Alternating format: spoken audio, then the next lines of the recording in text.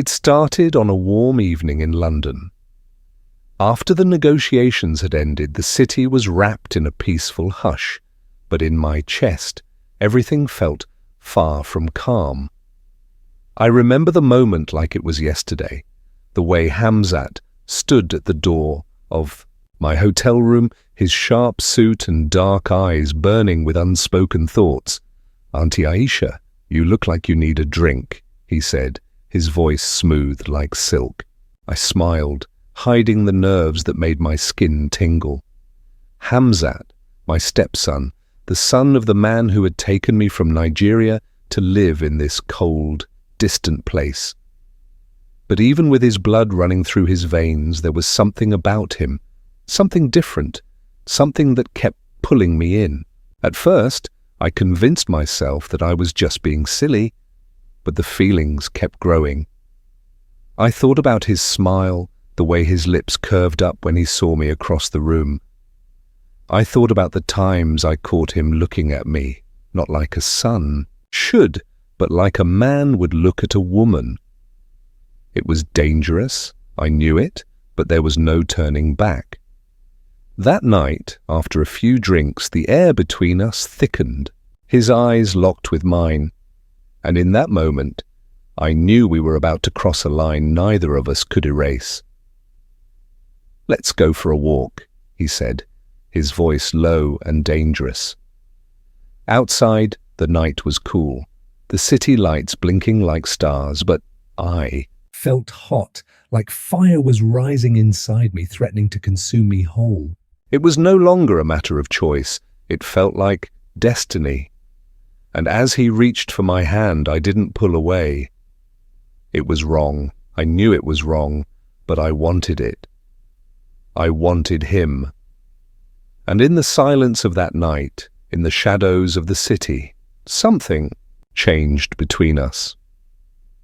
We walked through the quiet streets of London, the world around us asleep, yet in my chest, my heart was racing like the beat of a drum at a village festival.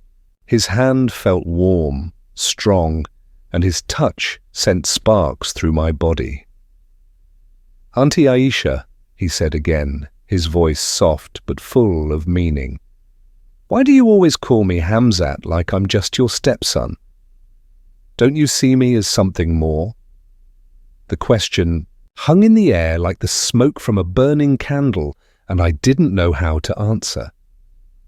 How could I? How could I admit that the boy who called me auntie was now a man who made my heart ache with longing? How could I tell him that every glance he gave me made me feel things I'd buried deep inside? But I didn't answer. I just stood there, feeling the cold air and trying to steady my breath. His face was inches from mine now, and I could smell his cologne, feel the heat radiating off him. For a long moment, we didn't speak, just stood there, both knowing what was happening, but neither of us willing to break the silence. Then he moved closer, his lips brushing against my ear. "I've wanted this, Aisha, for so long," he whispered, sending a chill down my spine. His words stirred something inside me, something I couldn't control. The woman in me wanted to pull away, to shout that this was wrong, that I was married to his father. But the desire inside me felt like an uncontrollable force. Before I knew it, his lips were on mine, gentle at first, tentative, like he was waiting for me to stop him. But I didn't. I couldn't. The kiss deepened, and for the first time in what felt like forever, I felt alive. My mind screamed at me, warning me about the consequences, but my body, my heart, was drowning in the moment. I kissed him back, my fingers gripping his shirt as though holding on to the edge of a cliff. When we finally broke apart, breathless and shaking, he looked at me with eyes that held more than just desire. There was something darker there, something that made me wonder if we'd crossed a line neither of us could ever return from. "Aisha," he said again, his voice hoarse. "What happens now?" I wanted to run, to leave and never look back, but instead I reached for him again, pulling him closer. "I don't know," I whispered, my voice trembling. "But I don't want this moment to end." And so we stood there, two people who should have never been in this position, lost in a dangerous dance of passion and guilt. The rest of the night passed in a blur, and by morning nothing felt the same. I woke up with a heavy heart, my mind racing with what we had done, the lie I just told my husband, the betrayal. But in my heart, something told me it wasn't over yet. The morning light was unforgiving, casting sharp shadows across the room as I slowly opened my eyes. My head felt heavy, like 1,000 thoughts had come rushing in, drowning me in a sea of guilt and confusion. Beside me, Hamzat was still asleep, his arm draped lazily over my waist. I didn't move, didn't dare to. The quiet seemed to mock me, each second stretching longer than the last. How had I let it get to this point? How had I let myself be pulled into a web of lies, a mess of emotions I couldn't untangle? My husband Sue was miles away, handling delicate negotiations back in Abuja, completely unaware of the storm brewing in his own home. I felt my chest tighten just thinking about him. He was a good man, an honorable man, and yet I was tangled. In the arms of his son, his own flesh and blood. I had to leave, I told myself. I had to push him away. But when I shifted slightly, I felt Hamzat's grip tighten, pulling me closer to him. It was as though he wasn't going to let me escape so easily. His lips brushed against my shoulder and I froze. "Auntie Aisha," he mumbled, his voice thick with sleep, but heavy with meaning. "What happens now?" I closed my eyes, heart pounding as his hand traced gentle circles on my back. This wasn't just a simple mistake anymore. This wasn't just a fleeting moment. This was real. I pulled away gently, not wanting to wake him completely. My thoughts were racing, my emotions all over the place. What was I supposed to do? I had tried so hard to keep the distance between us, to protect both of us from the temptation. But in a city so far from home, with nothing but the quiet hum of the world around us, we had both fallen into something we couldn't control. I stood up from the bed slowly, my bare feet touching the cold floor. I looked down at him as he slept, his face relaxed and peaceful. He looked nothing like the man I had betrayed my husband with. In his sleep, he was just Hamzat, my stepson. But when he woke, he would remember everything, and so would I. I turned away, trying to gather myself. My hands trembled as I reached for my clothes, dressing quickly as though the mere act of moving would shield me from the storm inside. When I finished, I turned back to Hamzat. He was awake now, watching me with those deep, knowing eyes. His expression was soft, almost too soft. "You can't just walk away from this, Aisha," he said quietly, his voice filled with something I couldn't. "Quite place. Was it hope? Was it fear?" "I know," I whispered, my voice shaking. "But I have to. This—" I shook my head, my breath catching in my throat. This was a mistake. He sat up, the bed creaking under his weight. He looked hurt, but there was something dangerous in the way he looked at me, something possessive. "You think it was just a mistake?" I couldn't answer him because deep down I knew it wasn't just a mistake. It was something more, something I didn't have the strength to face. My heart was torn in two, and each piece was pulling me in different directions. "I can't do this," I said, my voice barely above a whisper. And then I turned to leave, but as I reached for the door, his voice stopped me. "Auntie Aisha, don't you love me?" he asked, his words full of a quiet desperation that hit me harder than anything else. Don't you feel anything for me?" I froze, my hand on the doorknob, my heart hammering in my chest. And for the first time, I realized that maybe this wasn't just about a fleeting moment of passion.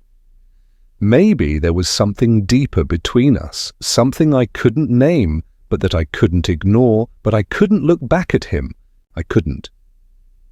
"I don't know what I feel," I finally said, my voice barely audible. "But I can't keep doing this." I opened the door, stepping out into the cold hallway, feeling the weight of my own heart pulling me in a direction I wasn't sure I was ready for. The hallway was cold, the silence of the hotel pressing in on me like a heavy weight. I walked down the narrow corridor, my mind racing. How had I let myself get here? How had I lost control, knowing that every step I took was pulling me further into the depths of something I knew was wrong? I stopped at the elevator, my reflection staring back at me from the polished metal. I looked tired, exhausted even. My hair was disheveled, my eyes red from sleepless nights and tears I hadn't allowed myself to cry. I didn't recognize the woman in the mirror, and for a moment I wondered who she was. The din of the elevator doors opening startled me, and I stepped inside, pressing the button for the lobby. The ride down felt endless, as though the elevator was taking me deeper into a place I didn't want to go. It stopped on the ground floor with a jolt, and I stepped out into the quiet lobby. The man at the front desk greeted me, but I barely heard him. My mind was still with Hamzat, his words, his touch. Everything about him seemed to pull at the very core of me. But I had to remember what was at stake: my marriage, my family, my dignity. When I reached my room, I collapsed onto the bed, burying my face in the pillow. The world outside seemed to blur, and for a moment I just let the tears fall. This was no longer just about me. This was about the choices I had made, the lies I had told, and the life I had built on a foundation that now felt so fragile. But as I cried, something shifted inside me. I realized that no matter how strong the temptation, no matter how convincing the emotions, I was the only one who could take control of my life. I had allowed myself to be swept away by something dangerous. But I wasn't a victim. I had the power to choose, to change, to rebuild. Later that evening, I called my husband. His voice on the other end of the line was warm and reassuring, like it always was. But this time, I felt the weight of my guilt more than ever.